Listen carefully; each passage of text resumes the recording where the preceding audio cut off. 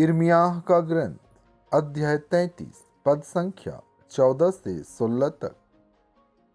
प्रभु यह कहता है, देखो वे दिन आ रहे हैं जब मैं इस्राएल तथा यूदा के घराने के प्रति अपनी प्रतिज्ञा पूरी करूंगा।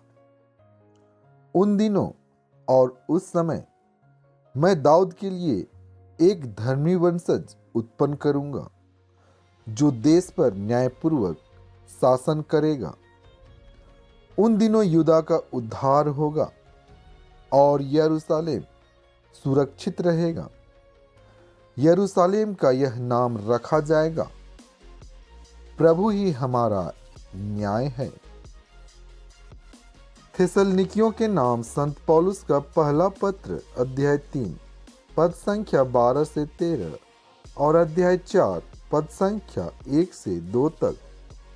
प्रभु ऐसा करें कि जिस तरह हम आप लोगों को प्यार करते हैं उसी तरह आपका प्रेम एक दूसरे के प्रति और सबों के प्रति बढ़ता और उमड़ता रहे। इस प्रकार वह उस दिन तक अपने हृदयों को हमारे पिता ईश्वर के सामने पवित्र और निर्दोष बनाए रखें, जब हमारे प्रभु ईसा अपने सब संतों के साथ आएंगे। भाइयों, आप लोग हमसे यह शिक्षा ग्रहण कर चुके हैं कि किस प्रकार चलना और ईश्वर को प्रसन्न करना चाहिए, और आप इसके अनुसार चलते भी हैं। अंत में हम प्रभु ईसा के नाम पर आपसे आग्रह के साथ अनुनय करते हैं कि आप इस विषय में और आगे बढ़ते जाएं। आप लोग जानते हैं कि मैंने प्रभु ईसा की ओर से आपको कौन कौन आदेश दिए। संत लूकस आज का पवित्र सुसमाचार अध्याय 21 पद संख्या 25 से 28 तक और 34 से 36 तक। सूर्य, चंद्रमा और तारों में चिन्ह प्रकट होंगे। समुद्र के गर्जन और बाढ़ से व्याकुल होकर पृथ्वी के राष्ट्र व्यथित हो उठेंगे। लोग विश्व पर आने वाले संकट की आशंका से आतंकित होकर निष्प्राण हो जाएंगे, क्योंकि आकाश की शक्तियां विचलित हो जाएंगी।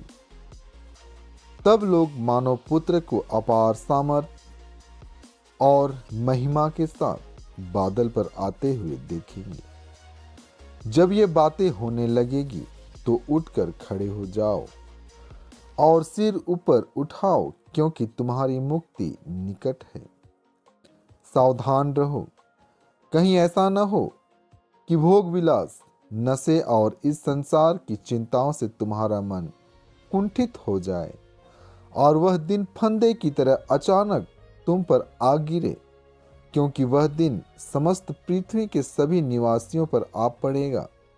इसलिए जागते रहो और सब समय प्रार्थना करते रहो, जिससे तुम इन सब आने वाले संकटों से बचने और भरोसे के साथ मानव पुत्र के सामने खड़े होने योग्य बन जाओ।